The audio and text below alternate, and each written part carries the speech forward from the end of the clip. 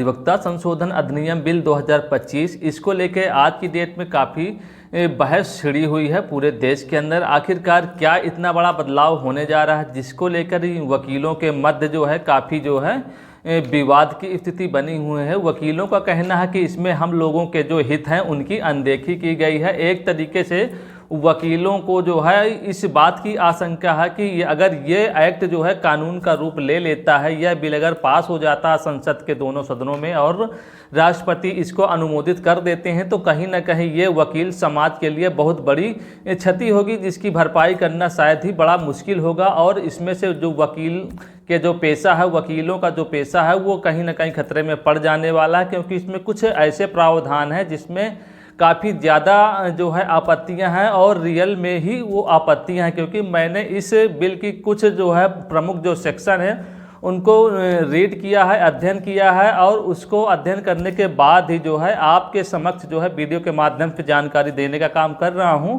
मुझे उम्मीद है कि आप सभी लोग भी अपनी राय अवश्य देंगे इस अधिवक्ता संशोधन अधिनियम 2025 के अंतर्गत। आप सभी लोग भी अपने सुझाव कमेंट दीजिएगा, क्या ये बात सही है, क्या ये जो मूलभूत बदलाव सरकार करने जा रही है BOI के अंदर यानी बार काउंसिल ऑफ इंडिया के अंदर जो भी चेंजेस होने जा रहे हैं, क्या ये सही हैं या गलत हैं, या इससे वकीलों के हितों की रक्षा होती है या वकीलों के हितों के खिलाफ ये जो है बिल लाया जा रहा है। तो पूरी जानकारी देने का प्रयास करेंगे इसमें। दोस्तों, अगर आप चैनल में पहली बार जुड़े हैं तो कृपया चैनल को सब्सक्राइब कर लीजिएगा।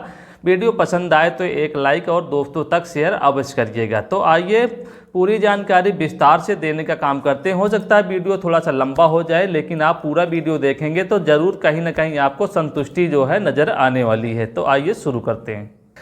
दोस्तों, सबसे पहला महत्वपूर्ण पॉइंट ये है अधिवक्ता संशोधन अधिनियम 2025 के अंतर्गत जो मसौदा तैयार किया गया। अभी बिल ये बना नहीं है, एक्ट ये पूरी तरह से लागू नहीं हो, कानून नहीं बना, लेकिन इसका मसौदा तैयार किया गया है। तो इसके जो पहला जो आपत्तिजनक प्रावधान वो है ये है कि जैसे मान लिया BOI है committee, bar council of India, जो अपने देश की सर्वोच्च संस्था है बार एसोसिएशन की, उसके अंदर जो कमेटी के सदस्य होंगे उनमें जो है केंद्र सरकार का कहना कि हमारे भी कुछ लोग शामिल करिए, और वो जो लोग शामिल होंगे हमारे उनको वोटिंग का अधिकार रहेगा, और जो भी राय शुमारी होगी वो भी इन लोगों के द्वारा की जाएगी। यानी इनका पूर्ण रूप से प्रभाव उस कमेटी के अंदर रहेगा, चाहे नीति निर्माण में हो चाहे कोई अन्य क्रियाकलापों में हो, पूर्ण रूप से भागीदारी हमारे सदस्यों की भी रहेगी।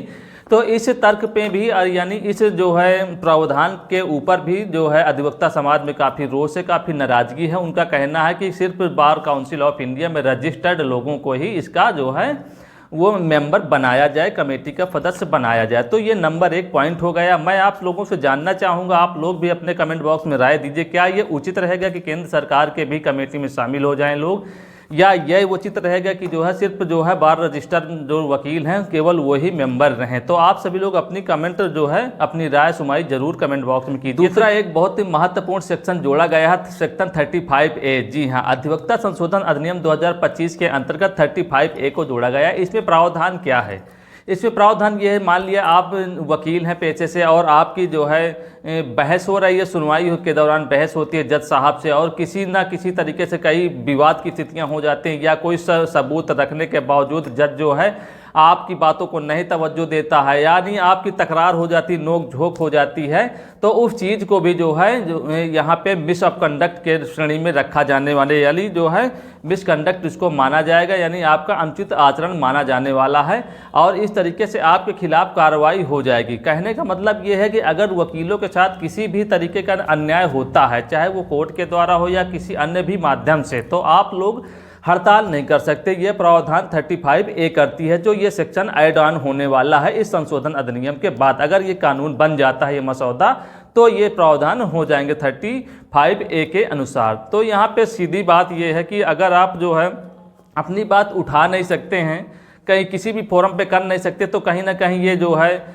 जो मूल जो है अधिकार होते हैं वकीलों को, उनका हनन माना जाएगा। तो इस पॉइंट को लेकर भी वकीलों के मध्य जो है काफ़ी जो है रोष व्याप्त हुआ है, अधिवक्ताओं के अंदर जो है इसको लेकर भी नाराजगी है। तो आप सभी लोग भी राय बताइए, क्या ये उचित है? देखिए आज अब अपने देश में लगभग सभी तरह के डिपार्टमेंट में जो है अपना संघ बना हुआ, चाहे वो बार काउंसिल ऑफ इंडिया का हो, उनके अंदर भी संघ है, वो लोग भी हड़ताल करते हैं। लेखपाल संघ भी बना है अपने देश के अंदर। इस तरीके से कई सारे संघ बने हुए हैं, सब लोगों के पास हड़ताल करने का अधिकार है। लेकिन क्या ये उचित होगा कि जो वकील हैं वो हड़ताल ना कर पाएँ, उनको जो है बिल्कुल बांध दिया जाए, जबकि सरकार उनको 1 रुपए की सैलरी नहीं देती, 1 पैसा 1 महीने में 1 4 आना नहीं देती है। तो क्या ये उचित होगा कि इस तरह से के बाउंडेशन में वकीलों को बांधा जाए और उनको बांध के ज़बरदस्ती काम करवाया जाए? तो आप लोगों की क्या राय है, ज़रूर आप बताइएगा 35 सेक्शन ए के तहत।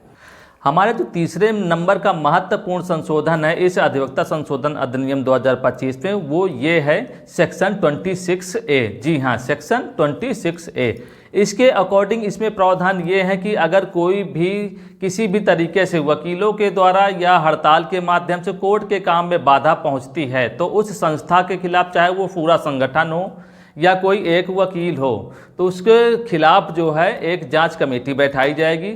अगर आप दोषी पाए जाते हैं, अगर आप हड़ताल किए हैं और कोर्ट का काम प्रभावित हुआ है, चाहे सामूहिक हड़ताल हो चाहे एक लोगों की है, अगर आप दोषी पाए जाते हैं तो उसके खिलाफ जो है एक जांच कमेटी बैठाई जाएगी और दोषी पाए जाने पर आपको जो है बार काउंसिल ऑफ इंडिया के जो रजिस्ट्रेशन की सूची होती है उससे कुछ समय के लिए आपको सस्पेंड किया जा सकता है। इस तरीके से 26A सेक्शन है, इसको लेके भी बहुत सारी आपत्तियां जो है अधिवक्ता समाज में फैली हुई हैं। तो क्या आपके हिसाब से ये सब कुछ सही है? जरूर कमेंट के माध्यम से आप लोग बताइए। दोस्तों, जो अगला महत्वपूर्ण संशोधन है चौथे नंबर पे, वो सेक्शन 45B है। जी हाँ, सेक्शन 45B। ये तो बहुत ही अपने आप पे भयानक संशोधन है और अगर ये हो जाता है तो निश्चित रूप से वकीलों के लिए आफत आने वाली है। उनको सरकार 1 रुपए का सैलरी तो देती ही नहीं है, तनख्वाह देती नहीं है, लेकिन उनके जो है चारों तरफ समस्याएं ही समस्याएं पैदा होने वाली हैं।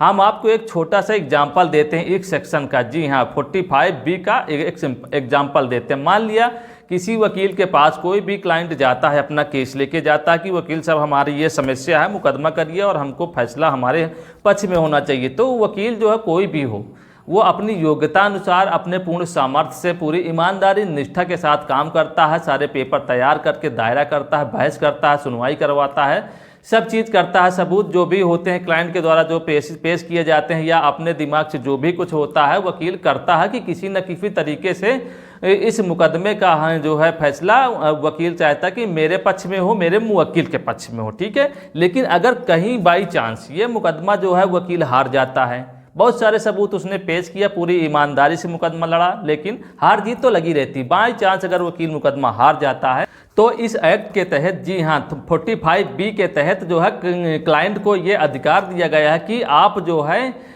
कंज्यूमर प्रोटेक्शन एक्ट के तहत आप वकील के खिलाफ केस कर सकते हैं। बताइए कितनी बड़ी समस्या हो जाएगी वकील के लिए।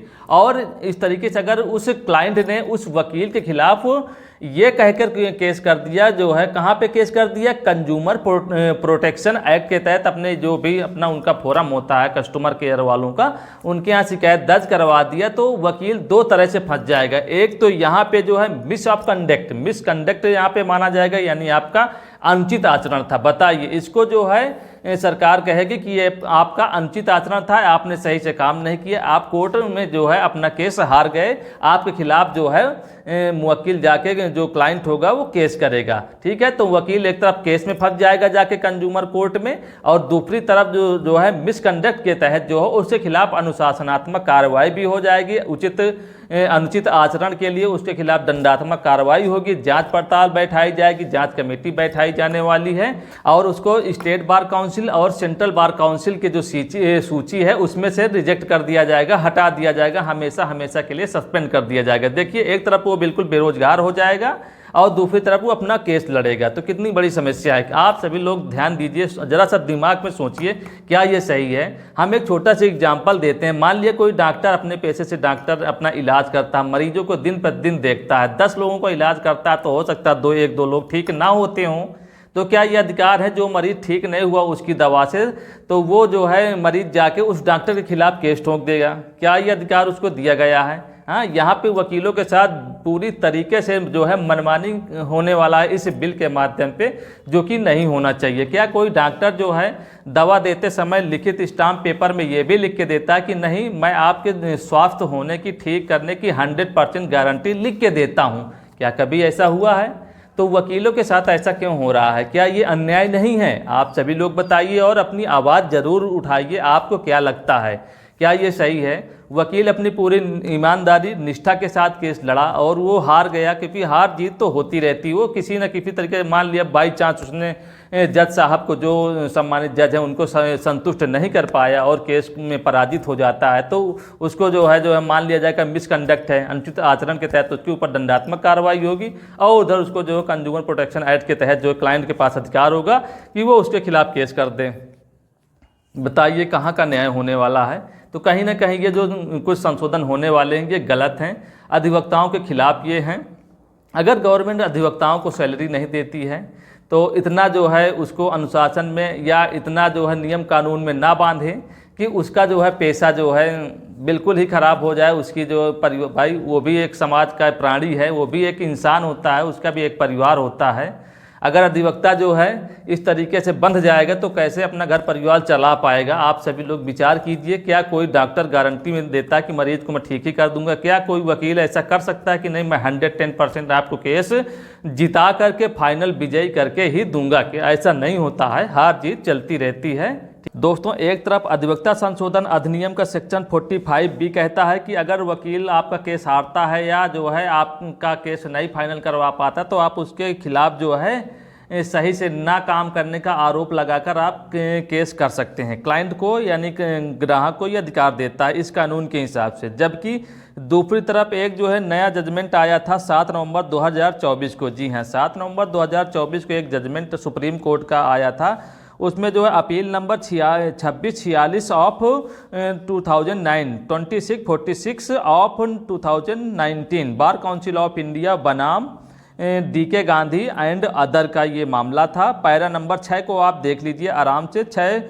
7 नवंबर 2024 का जजमेंट था। उसके अनुसार सुप्रीम कोर्ट ने साफ साफ कहा था किसी भी लीगल प्रोफेशन के खिलाफ कंज्यूमर प्रोटेक्शन एक्ट के तहत जो है मुकदमा यानी केस दायर नहीं कर सकते हैं, क्योंकि bar council of India, state bar council में जो है अधिवक्ता जो है रजिस्टर्ड होता है, एक पेशेवर होता है और वो रजिस्टर्ड होता है, लीगल होता है। तो आप लीगल प्रोफेशन के खिलाफ कंज्यूमर प्रोटेक्शन एक्ट के तहत मुकदमा केस नहीं दायर कर सकते हैं। और दूसरी तरफ ये जो सेक्शन कहता है कि आप केस दर्ज कर सकते हैं। तो आप लोग विचार करिएगा कि क्या सुप्रीम कोर्ट का जजमेंट जो है गलत है?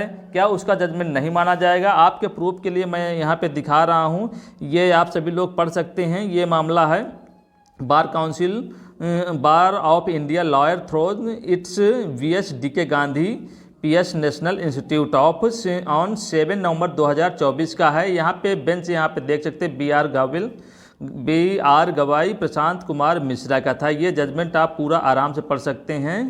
इन the Supreme Court of India civil appellate jurisdiction civil appeal number 2646 of 2009 bar council bar of Indian lawyers बनाम जो है DK गांधी ANR है। ठीक है, आप सभी लोग इसको देख सकते हैं, इंटरनेट पे सर्च करके इसको आप आदेश बड़े आराम से आप सभी लोग पढ़ सकते हैं। इसमें देख सकते हैं जो 6वें नंबर का जो पॉइंट है, आप सभी लोग पैरा नंबर 6 को आराम से पढ़ लीजिएगा।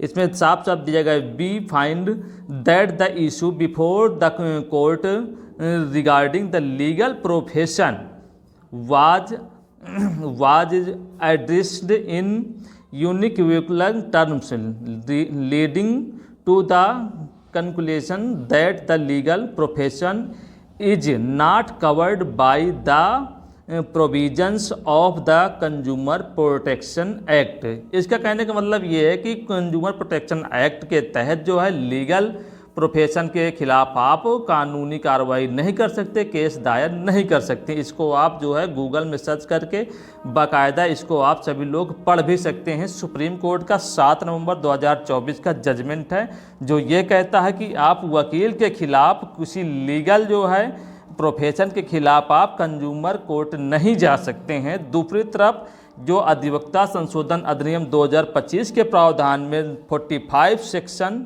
जो है 45B सेक्शन ये कहता है कि अगर वकील ने सही से काम नहीं किया है तो आप उसके खिलाफ जो है कंज्यूमर कोर्ट जा सकते हैं। यानी आप जो है अपनी तरफ से जो है क्लाइंट जो है कंज्यूमर प्रोटेक्शन एक्ट के तहत वकील पे मुकदमा कर सकते हैं।